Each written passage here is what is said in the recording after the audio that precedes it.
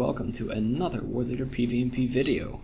Today I'm going to be talking a little bit about interesting solo and solo turned into small group encounters, and the importance of calling for backup and recognizing when you need assistance and when you can't handle things on your own, as well as a footnote on making sure that information you give out when you're calling for backup is accurate, because that's always important. Anyway, enough vague hints and foreshadowing, let's get on with the videos. Okay, so this first one is me near the Elf Camp Crossroads, under attack by 3 Freeps. Now I realize at this particular moment that I'm outmatched. They've got 2 healers and a tank, and I'm not going to be able to kill them. So what I need to do is I need to get some extra firepower here. Now I know that the creep raid is in the area because I saw them go by shortly, so I stop here. Go ahead, type out a short little message, 3 Elf Camp Crossroads, or ECX Road for the abbreviations, and that's all I need. Now I've already blown 2 cooldowns, but as I said, Creep Raid was right in the area. Here we go, Mulsoon and a spider, a Rankathil, and here come even more. There's Venusiel and another Warleader, and now I'm good because I've got Bubble, I'm getting some heals tossed at me, and these guys are already getting flattened. There we go, we got wargs popping up now, so it's all over for these creeps. And so that's just a short little exercise, and you know what happens when you're aware of where allies actually are and you go ahead and call for them. Now here, we've been pursuing multiple freeps and managed to get over to them. As you can see right there, I'm typing into OOC, and I've been typing for a while. I said poor Grim right there. That is a mistake. It is actually Crude Grimwood that I'm at. I messed that up, and that means that backup is arriving in the wrong place, which is going to be bad because that means that it either won't get here at all or that it will be terribly delayed. Fortunately, this meant that captain there seems to be ignoring me for now, is allowing me to just attack Caladris alone, and Caladris, as you can see, is not a very threatening burglar. Now just over there you can see that there is a spider and fighting another minstrel, or rather a minstrel. Put down Caladris just there. He went down surprisingly easily. He was trying to backfire something. I also note there's a warg in the area. I saw see Carter heal. Accidentally hit F12 instead of the button I meant to hit. Got feared as well. That slowed me down. I was trying to get off a bubble, so I went for Alt equals, and instead I hit Alt F12. And then the fear messed me up, and so I didn't save Thumbtack. Pop my res, get Thumbtack back on his feet. I'm going to be throwing heals at him as much as I can. Got him the bubble right there. I need to get this heal focused on Thumbtack. Just got feared. There we go, fear pot. Thumbtack really needs some health. There we go, finally popped that heal off on him. Thumbtack is doing a great job right now, but I really need to be doing a lot more support for him because he's going to start taking a lot of damage here, and he'll die pretty quickly. I'll finally start inducting some heals off. I did get into commander stance for that because I want to give him as much support as I possibly can. I'm not sure what he hit just there. I think it ate the spider baby, but as you can see, damage output is just too high. I can't keep this up. Thumbtack is going to go down very shortly if I can't get even more healing on him. There, Thumbtack just went. I did try to invite Thumbtack to group, but the problem is that he's already grouped up, so I could not do that.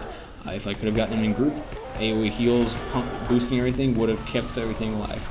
Here comes Ratslayer, a 3rd minstrel to the party, and Korag, a 2nd ward. So it is 4 versus 4 now, including those who have died. Although currently it's at a 3 versus 4, or 3v3. Now it is 3 versus 2, but with one very soon to be dead, and Korag is starting to take a lot of fire as well. I need to start putting a lot more. Type out another message. Once again, I say poor Grimwood instead of Crude Grim. Wrong location. I realize that I am now alone here. Start inducting heals. I need to get in with defensive aura. And there we go, defensive aura. Went ahead, called the shadow, got the crit. Heal myself up. I popped both of my big cooldowns to keep myself alive. And right now it is just Jane putting fire on me. 1 minstrel, no problem. I'm going to be able to survive just fine. Went ahead, typed out, corrected the location finally, so reinforcements should be arriving very shortly here. There we go. Tail Mange is attacking Rat Slayer, who never even saw it coming. Rat Slayer is trying to put up something. Now I should be targeting Tail Mange, inviting the group. There we go. Invited. And with Tail grouped up with me, this is going to wrap up very rapidly. Bubble's off cooldown, so I give it to Tail Mange. Notice he's got the health bubble from being in Flayer stance, so he's going to be getting healed by that as well in just a couple seconds here. There's another warg as well. Tail Mange, as you can see, it is Chieftain. He is a rank 12 warg, and he's actually my favorite warg out here. I love the guy. He doesn't have any proper speakers or microphone, so he doesn't talk, but he is just an absolute beast, and I roleplay with him a ton. Have a lot of fun. Now, right after that, those minstrels got mopped up, I started walking back to the beach, got jumped by Caladris, so I hit record, and here's what happens. Tail Mange jumps on the poor guy and shreds him just like that. He had touch and go up, and he just went through him like tissue paper. Now, over here, I am pursuing Carter towards Gramsfoot, and here we have a Reaver.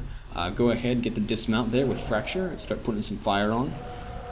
Carter I had chased earlier in this particular evening around GV area, and spent multiple times trying to catch her, just kept on failing, and really didn't go well for me. The Reaver has joined the fight, and Carter instantly switches over. Carter knows that if she attacks a Warleader, basically she's beating on a brick wall and not going to do anything. You can already see the huge difference in damage output. When she was attacking me, she did next to nothing thanks to my mitigations, and as soon as she put any fire on Mem, she went ahead and did a ton of damage. Now, I really should be putting a lot more heals on Mem than I did.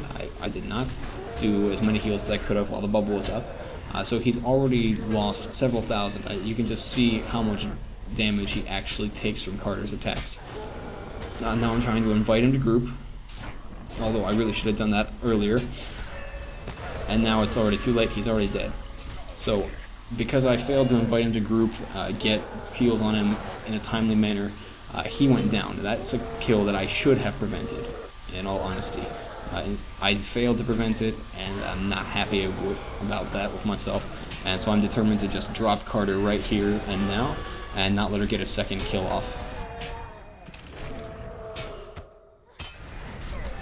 Now you can see that she's still putting out a ton of damage on Mameluke, but with the ability to give those AoE heals as well, she just can't make any headway into the guy's health bar without having to go right back up again.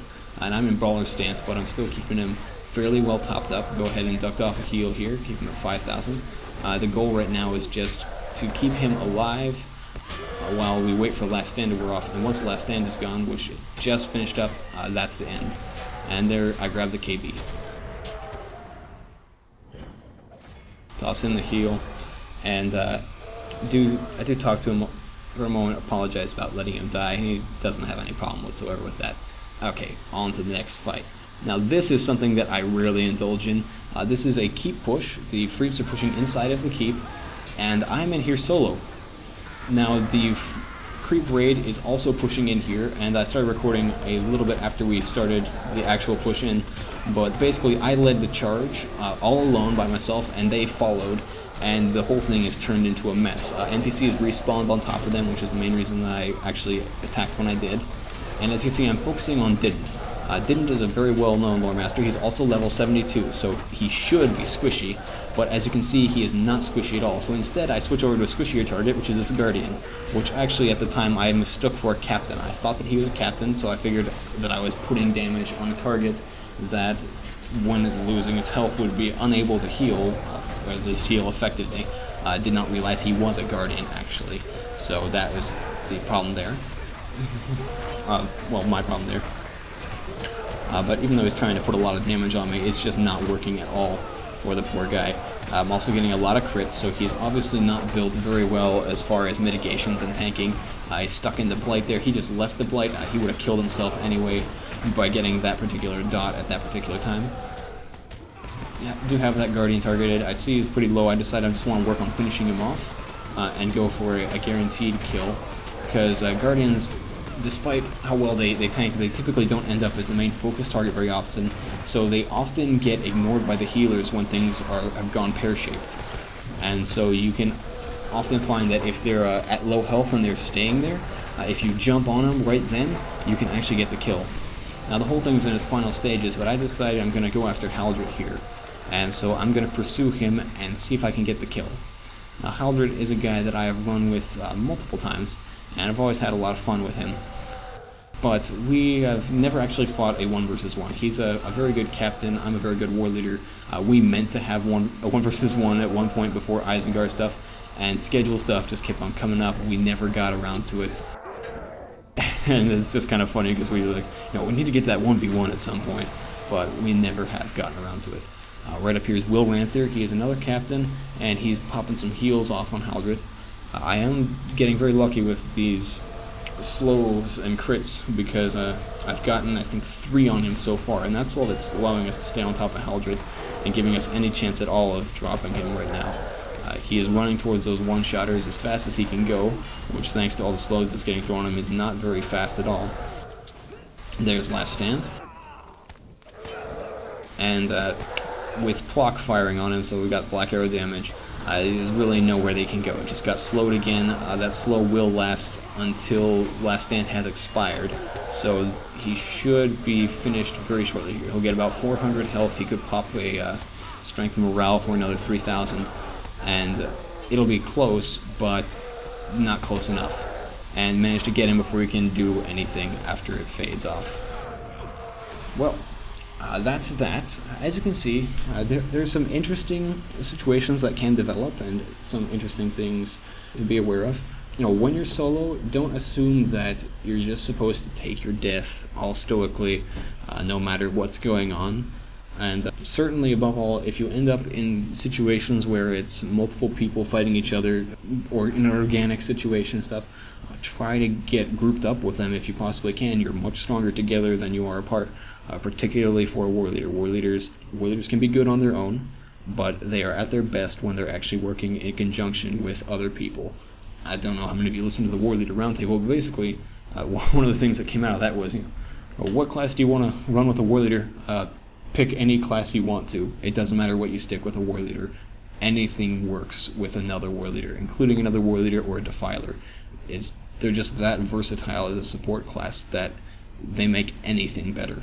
Well, that's all for this time. Got more videos in the pipeline. I'm finally working on banging those out since I got a break here between doing podcasts, and I think I'll have more roundtables coming out soon.